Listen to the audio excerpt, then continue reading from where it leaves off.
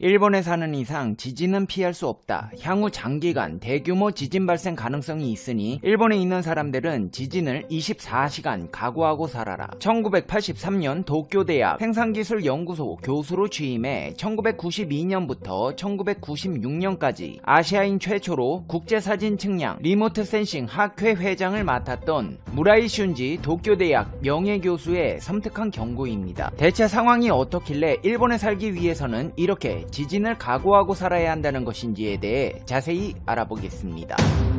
페페TV 팩트 체크.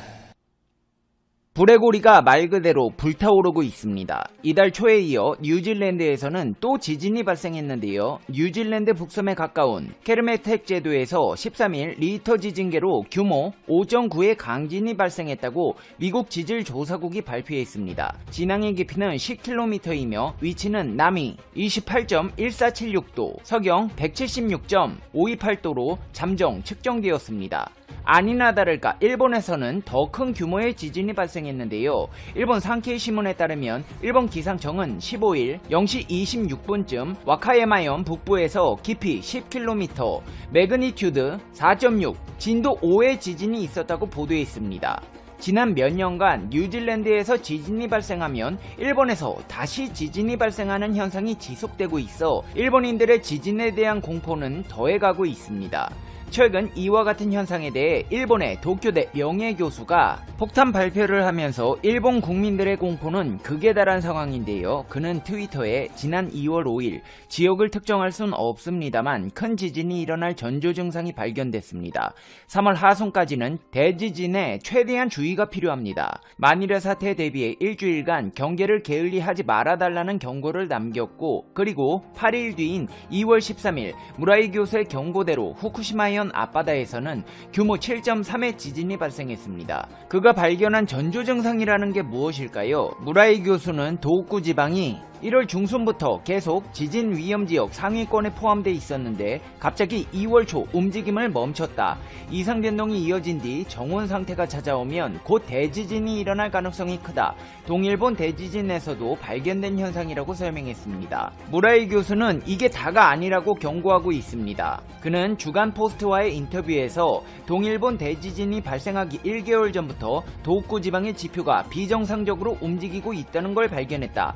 당시 이것이 대지진의 전조라고 생각했지만 세상이 시끄러워질까봐 차마 주의를 환기시키지 못했다. 예측이 빗나가면 망신을 당하지 않을까 하는 생각도 있었다. 그렇게 몸을 사린 결과 수많은 희생자들이 나오고 말았다. 연구자로서 정말 많이 후회했다. 하지만 이번에는 꼭 경고해야겠다. 아무 일도 일어나지 않으면 비판을 받겠다는 각오가 돼 있다. 이 같은 결심에는 지난 10년 내내 품어온 회한이 깔려있다. 측량학자로서의 명예를 잃더라도 같은 실수를 두 번 다시 되풀이하지 않기 위해 예측을 알리기로 결심했다고 했습니다. 그가 지진을 예측하는 방법은 일본 국토지리원이 전국 1300개 지역에 설치한 전자기준점의 지각을 분석하는 것인데요. 기준점에 일주일간 상하동을 기록한 이상변동, 장기적인 관점에 융기 침강, 동서남북 어느 방향으로 움직이고 있는가를 나타내는 수평 방향 움직임 등 세 가지 주요 지표를 종합적으로 분석하며 2020년부터 인공지능을 도입해 기준점의 자료를 보다 정밀하게 분석하고 지표의 움직임을 입체적으로 파악하고 있습니다. 그가 분석한 지진 예측 데이터는 주간 메가 지진 예측을 통해 알려지는데 적중률이 상당히 높아서 유료 회원수가 5만 명에 이릅니다. 그는 일본의 미래에 대해 최악의 시나리오까지도 생각하고 있습니다. 일본 기상청이 2월 13일 후쿠시마현 앞바다에서 발생한 강진이 10년 전 일어난 동일본 대지진의 여진으로 발표한 바 있는데 이는 새로운 지진의 징후로 봐야 한다. 동일본 대지진 이후 전국에서 지표 대변동이 일어나고 있다.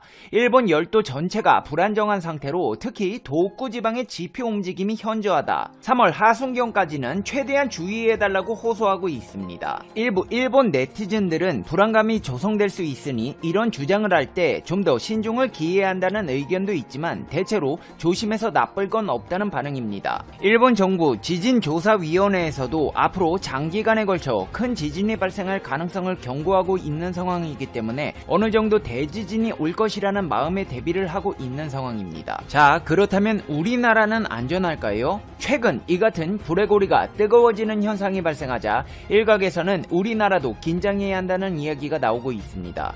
한반도도 지진 해일의 위험에서 자유로울 수 없는 공간으로 실제로 동해안 지역은 일본에서 발생한 지진으로 지진 해일의 피해를 입은 전례가 있습니다. 최근 기상청 지진화학국에서는 한국의 동해에서 지진 해일이 발생할 가능성이 있고 과거에도 지진 해일 피해를 경험한 적이 있다. 동해안에 규모 6.6 이상의 지진이 발생하면 지진 해일의 영향이 있을 것으로 판단된다. 일본 서쪽 연안에서 지진 해일이 발생하면 한반도에 한두 시간 내로 도착하고 한반도 인근이라면 수분 내로 도착한다. 계산 시간만큼 대비를 할 수 없는 것이기 때문에 지진 발생을 미리 가정해 수치를 분석하고 데이터베이스를 구축해 대비하고 있다고 설명했습니다. 기상청의 분석에 따르면 한반도 주변에서는 동해안 해안가에 규모 6.6 이상의 지진이 발생하면 0.5m 높이의 지진 해일이 발생할 것으로 예측되고 있습니다. 수심이 낮아 큰 지진 해일이 나기 어려운 서해에서는 그보다 큰 규모 7.2 이상 지진이 발생하면 0.5m 높이의 지진 해일이 발생할 수 있습니다. 물론 한반도 주변은 규모 6.6 이상 지진이 발생할 가능성이 크지는 않은 만큼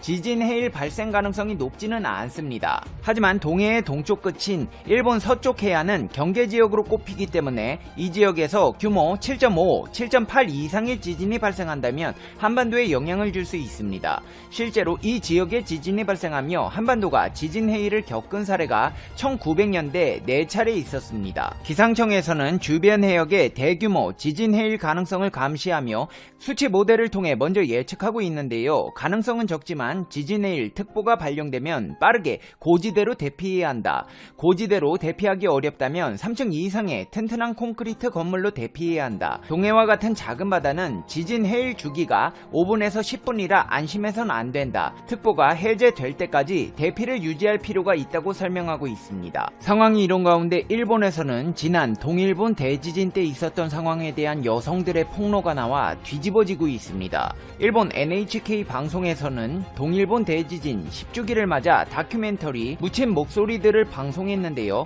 해당 다큐멘터리에서는 지진 피해가 가장 심했던 후쿠시마, 이와테 미야기 등 세계연에 거주하던 여성들의 끔찍한 폭로가 나왔습니다. 10년 전 동일본 대지진 당시 대피소에서 대피해 있던 여성들이 남성들로부터 범죄를 당했다는 사실이 드러난 것입니다.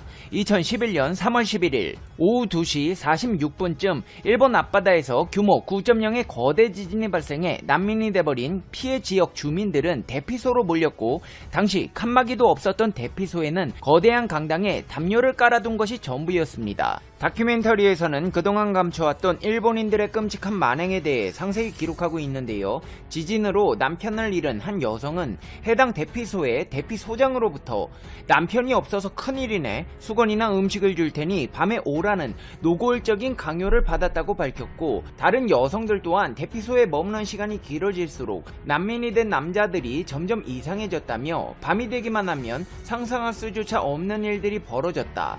사람들은 보고도 못 본 척 했다는 진술을 했습니다. 심지어 인터뷰를 자청한 한 여성은 여러 사람에게 끔찍한 일을 당했지만 피해 사실을 알렸다가 살해당할까 무서웠다. 내가 죽어도 쓰나미 탓을 하며 아무도 찾지 않을 것 같았다고 밝혔습니다. 이 같은 NHK의 폭로를 뒷받침할 수 있는 근거 자료가 있습니다. 바로 여성 전용 상담 라인, 동행 한라인의 통계 자료인데요. 2013년부터 2018년 사이 접수된 36만 건의 상담 내용을 분석한 결과 동일본 대지진 피해 지역인 세계연의 상담의 50% 이상은 여성들의 피해에 관한 내용이었습니다. 특히 피해자의 40% 정도가 10대와 20대인 젊은 여성이었습니다. 이와 같은 일본인들의 끔찍한 만행은 전쟁이나 지진 같은 재해 상황이 왔을 때 일본인들의 행동 양식에 관해 고찰해볼 수 있는 계기가 되어가고 있습니다. 일본 문화 특색 중 메이와쿠라는 것이 있습니다. 다른 사람에게 민폐를 끼치는 것을 극도로 꺼리고 혐오하는 경향을 말합니다.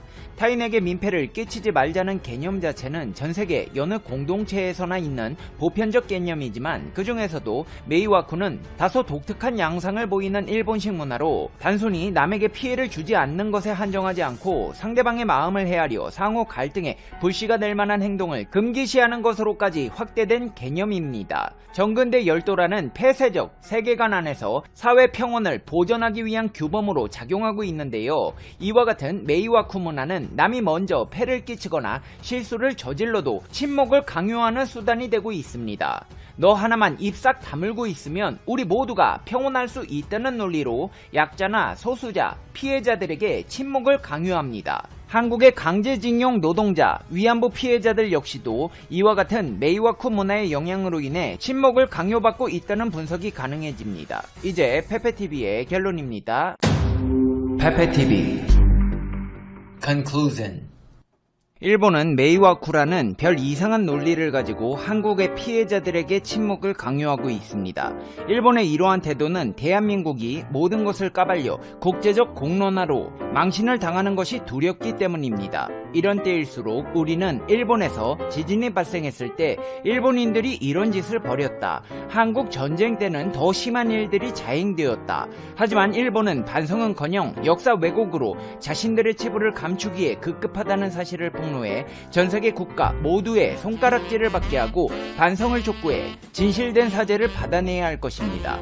일본의 메이와쿠 문화는 남에게 피해를 주지 말자는 것이 아닙니다. 남에게 피해를 주고 침묵을 강요하는 문화입니다. 네가 피해 사실을 폭로하면 내가 피해를 입으니 입 다물고 있으라는 것입니다. 일본 기후현에서 잦은 지진으로 30년 동안 말랐던 온천수들이 갑자기 다시 터졌다는 소식입니다. 19일 오후 1시 13분 기후현 히다 지방을 진원으로 하는 리히터 규모 5.3의 지진이 발생해 다카야마시에서 진도 4, 히다시에서 진도 3 등이 관측되었습니다. 19일에만 이런 지진이 32차례나 이어졌습니다. 이렇게 갑자기 지진이 잦아지는 이유는 히다 산맥이 성장하면서 함께 일어나고 있는 지진인데 비교적 작은 지진에서 시작해 대규모의 지진이 발생할 가능성이 높다라고 나고야 대학의 교수가 밝혔다고 합니다. 그래서 모두들 대규모의 지진을 두려워하고 있는데 30년 이상 말랐던 온천에서 갑자기 70도 이상의 온천물이 다시 솟아나고 있는 현상이 발생했습니다. 많은 주민들이 깜짝 놀라면서 도리어 더 두려움을 가지게 되었습니다. 최근에 일본에서 지진이 잦아지면서 그동안 볼 수 없는 현상들이 발생해 도리어 공포에 빠지게 하는 일들이 많아집니다. CL9로 가뜩이나 어려운 상황에 일본인들은 어찌할 바를 모르네요. 다음 뉴스는 미국의 트럭 운전사들은 트럼프를 사랑하지 않는다고 항변했다는 소식입니다. 지난 5월 15일 백악관에서 트럼프가 기자회견을 할 때 밖에서 트럭 운전사들이 자신들의 어려움을 항의하기 위해 경적을 울렸습니다. 이때 트럼프는 지금 밖에서 울리는 경적 소리들은 나에게 향한 사랑의 표시이다 라고 넘겼습니다. 이에 지금 트럭 운전사들은 더 경악하며 트럼프를 지지한 것에 큰 후회를 하고 있다고 합니다. 2016년 대통령 선거 때 트럭 운전사들은 트럼프를 지지율 75%로 대거 지지했습니다. 하지만 이 사랑은 배반당했죠. 190만 트럭 운전사들에게 세금을 올렸으며 제조업을 황폐화함으로 운송 화물이 대거 줄어들었고 이로 인한 트럭 운송회사의 파산과 저임금 노동자 양산으로 몰렸습니다. 트럭 운전사들은 우리는 더 많은 빚을 지고 있다. 그런데 트럼프 정부나 중소기업청이나 아무도 해답을 이야기해주지 않는다. 우리는 버림받았다. 그런데 왜 우리가 트럼프를 사랑한다고 말을 하는지 이유를 알 수가 없다. 라고 분노하고 있습니다. 운송 요금은 45%나 줄어드는 이 상황에 많은 트럭 운전사들이 파업을 한다면 식료품이 공급될 수도 없고 병원들의 긴급한 약품도 공급되지 않을 것이기 때문에 자신들을 살려달라고 호소하고 있습니다. 아무튼 트럼프의 엉뚱한 소리는 참 다양한 것 같습니다. 다음 뉴스는 인도와 방글라데시에 20년 만에 가장 큰 태풍이 몰려오고 있다는 소식입니다. 20일 오전 9시 9분에 상륙할 것으로 보이는 강력한 태풍의 경로에 있는 수백만 명의 사람들은 대피했습니다. 이번 태풍으로 주택과 농작물의 광범위한 피해와 도로, 철도, 전력의 연결의 붕괴에 대한 우려도 제기되고 있습니다. 벵골만에 가까워지고 있는 초대형 사이클론 암파는 최대 시속 185km의 강풍을 동반한 채 인도 동부와 남부 방글라데시 해안을 강타할 것으로 예상이 되는 5등급 허리케인입니다. 재난관리 담당관은 로이터 통신과의 인터뷰에서 주민들을 대피시킬 시간이 6시간밖에 없다. 사이클론은 수천 채의 오두막과 농작물을 쓸어버릴 것이다. 라고 큰 우려를 했습니다. CL9로 큰 어려움을 겪고 있는 취약한 계층의 주민들은 이번 사이클론으로 위기 중에 위기를 맞이하게 될 것이며 아무리 대처를 잘해도 모면이 쉽지 않을 것으로 보고 있습니다. 어느 나라이든지 간에 불평등의 문제는 심각한 것 같습니다. 위기가 오면 경제적으로 취약한 계층이 가장 먼저 피해를 입으니까요. 수백만 명의 생명이 위험에 빠지게 생겼는데 아무런 답이 없다는 사실이 슬픕니다. 마지막 뉴스는 C19 사태에 있어서 정부와 지자체에 대한 비교 신뢰도에 한국과 일본은 달랐다는 소식입니다. 세계 11개국 약 1만 3,200명을 대상으로 C19 대응에 대한 정부 대통령과 지자체장과의 수완 비교에 대해 조사를 했습니다. 정부에 대한 신뢰가 높은 쪽은 영국, 독일, 그리고 한국 등이 상대적으로 더 높은 지지를 얻었습니다. 일본은 정부에 요구하는 내용은 상당한 데 비해 아베 정부에 대한 신뢰도는 35%인 반면 지자체장에 대한 신뢰도는 50%로 나타났습니다. 특히 관련 정보에 대해서도 지자체장에 대한 신뢰도가 총리의 말은 35% 신뢰하고 지자체장의 발표는 52%가 신뢰한다고 조사되었습니다. 조사한 리서치 회사에 의하면 일본의 지자체장들의 발표는 일상생활에 있어서 더 구체적이고 실체적이었으며 국민들의 생명을 정말 지키고 있다는 신뢰를 얻고 있다는 것입니다.